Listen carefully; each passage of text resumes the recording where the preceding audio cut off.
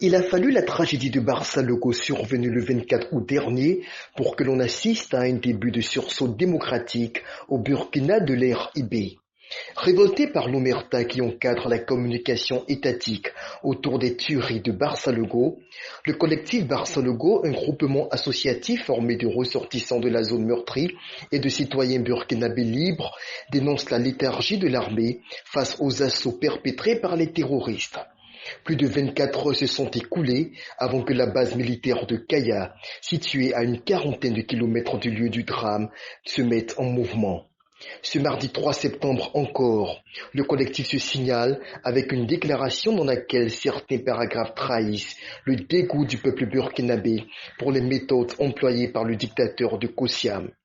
Nous comprenons que le président Ibrahim Traoré puisse être confus et se trouver dans un dilemme profond, sachant qu'il a donné un ordre dont les conséquences sont aujourd'hui dramatiques, avec au moins 400 morts, constate le collectif.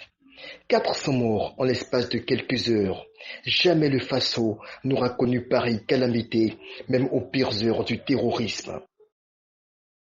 D'où cet avertissement à l'endroit des artificiers de la Russe-Afrique qui tiennent le peuple en bride.